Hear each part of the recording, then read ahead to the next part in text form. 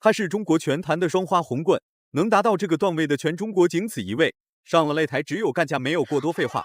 他的纹身越多，打人就越狠。最快一次 KO 对手只用了短短10秒钟，对手的意识瞬间消失得无影无踪。在他的字典里没有后退，只有进攻。他就是被人们尊称为黑马的李凯文。在国际拳坛征战这么多年，创造了无数次经典战役，还 KO 了10位赫赫有名的世界冠军。就在李凯文在国际拳坛屡战屡胜、功成名就之际，突然杀出来了一位美国平头哥。这家伙可是美国第一狠人。从美国拳坛转战到国际拳坛之后，乌鲁迪亚就成为了最凶狠的拳坛恶霸，一共打了15场比赛，赢了13场，并且每一场胜利都是以 KO 的方式结尾，足以证明这个家伙的凶狠程度丝毫不亚于双花红棍李凯文。两位最牛狠人遇到了一起，必定会在擂台上掀起一波腥风血雨。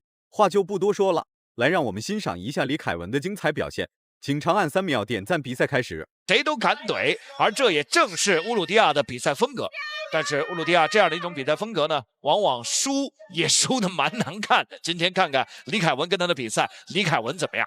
对，这是一场黑马李凯文对阵蜜獾乌鲁迪亚的比赛，而且李凯文我们也提到他是万冠军赛2016年北京巡回赛羽量级的冠军，而他的对手乌鲁迪亚是 SFC 新加坡格斗冠军赛的雏量级冠军，而且看得出来战前李凯文的那个状态很满啊，就一直盯着对手，不停地做热身。李凯文可是中国出了名的狠人，打起架来绝对不会拖泥带水，能直接将其放倒 KO。就不会跟个娘们一样磨磨唧唧把比赛结果交给裁判。面对眼前这位美国第一狠人，李凯文表现得非常拘束警惕，但他的步伐移动却很诚实，一直在跟随乌鲁迪亚的步伐而移动，时时刻刻都在给乌鲁迪亚创造无上的压制力。挑战权是去打败，去复仇战，去打这个级别的冠军，打阮马丁。对，但阮马丁我们说实话，那高高在上啊，跨级别冠军蛮难打的。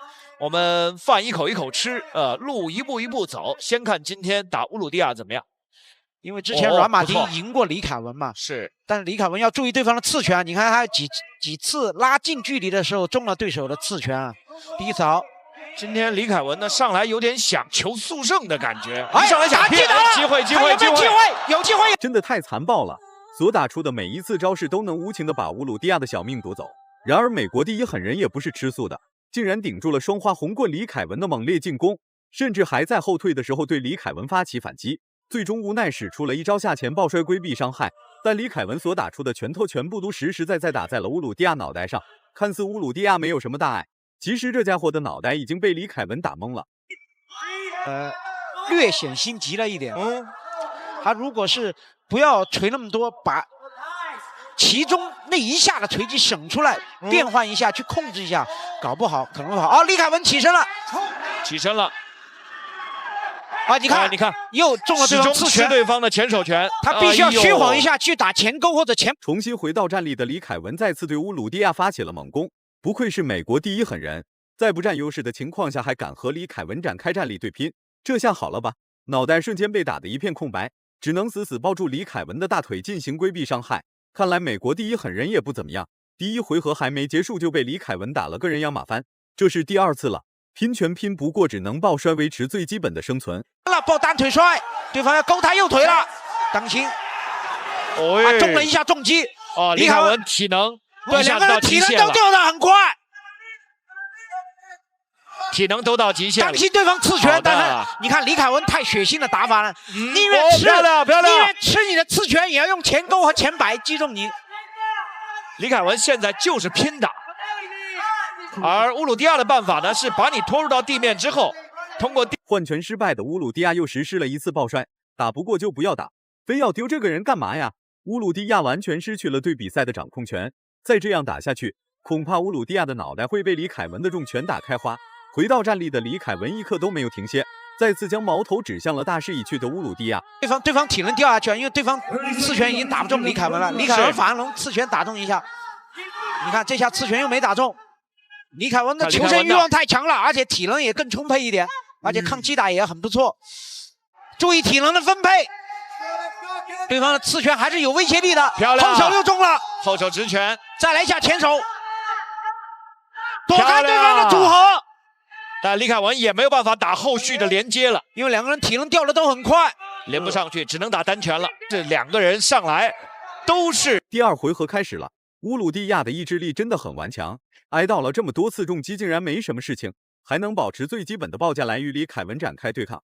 碰到了抗击打能力如此强悍的乌鲁蒂亚，李凯文并没有因此而放弃，则是继续保持10分的警惕和乌鲁蒂亚展开战力对拼。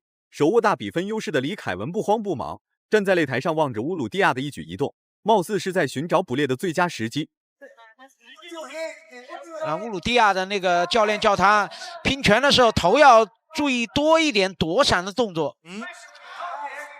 躲开刺拳。乌鲁蒂亚确实前面呢，其实他的刺拳往往先打到李凯文，对，但是之后他的这个整个头部的防守不好，因为李凯文这种打法比他更不要命，更亡命，你知道吗？是。你看李凯文中了一下刺拳，但是我宁愿中刺拳，也要用前勾或者前摆来换你。你看，前手摆拳也要小心。乌鲁蒂亚在第1回合败给了李凯文的战力，那么这家伙就要在第2回合找回场子，这个时候就特别考验选手的侦查能力和反应能力。掌控比赛节奏的李凯文也非常乐意和乌鲁蒂亚展开拼拳。对于李凯文来说，站立拼拳并不是什么坏事情，最起码可以稳住乌鲁蒂亚，从而寻找到合适的进攻机会。别看此时的擂台上冷静的可怕，说不定下1秒就会出现 KO， 就会受影响。刚才那个李凯文的组合拳还是挺有效。其实现在2个人都有可能一波带走对手。李凯文最近3次吃对手刺拳之后，自己的后手都没跟上去啊，因为体能降了一些。李凯文应该也要衔接一些，总要衔接一些上身的虚晃动作，不能打得太老实了。对，你看2个人的速度明显比上一回合降下去好多了。而且你看现在重心都降不下来了，重心都在上面，一打呢整个身子直晃。李凯文看上去并不在意与乌鲁蒂亚的换拳，其实他的步伐移动已经证明了一切。不管乌鲁蒂亚实施什么样的进攻招式或者是动作，都无法让李凯文后退一步。在李凯文的字典里，没有后退，只有进攻。除非李凯文倒了下去，不然绝对不会放弃进攻，主动选择后退。这并不是李凯文的为人。躲开后手，还好这下躲开了。当心！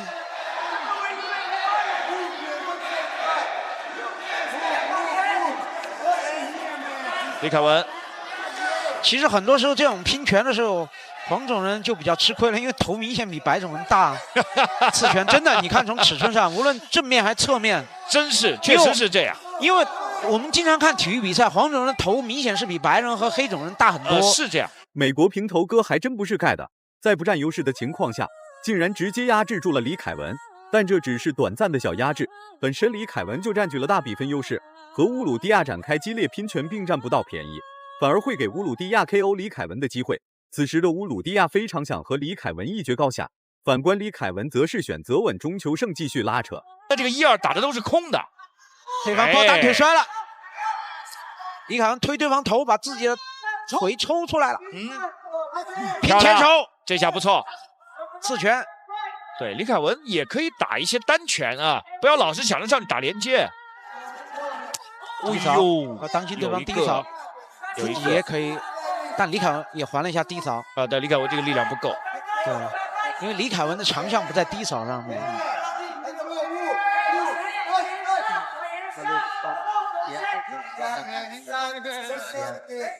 李凯文的体能正在急剧下降，但打出的拳头依旧拥有终结乌鲁蒂亚的能力。然而乌鲁蒂亚也在积极拼拳，尽量不给李凯文更多休息的机会，甚至连1秒钟喘息的机会乌鲁蒂亚都不给李凯文。对于李凯文来说，乌鲁蒂亚简直就是一个恶魔，所实施的战术与打法还有点非人类，简直不能用人来定义乌鲁蒂亚，用野兽这个词语正好合适。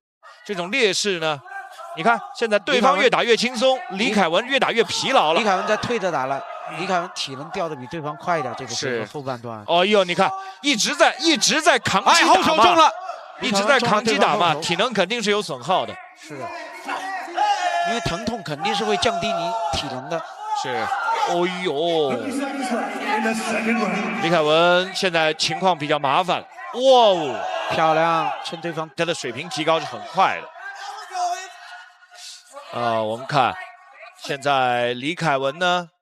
2位像是达成了某种协议，不管遇到什么情况都不允许使用下潜抱摔，这才是男人之间的战斗，生死看淡，不服就干，能站着死绝不跪着生。李凯文绝对可以称得上是一名硬汉，打架就是打架，胜者为王，败者为寇。玩的就是一个刺激，玩的就是一个心跳。脚都比你长，是。而且我觉得，你看乌鲁蒂亚是要打翻盘战了。你看这个气势啊，他体能，你看乌鲁蒂亚体能没怎么降了。现在就是第2回合和第3回合，你看乌鲁蒂亚始终在击打效果上面更好，此消彼长之间。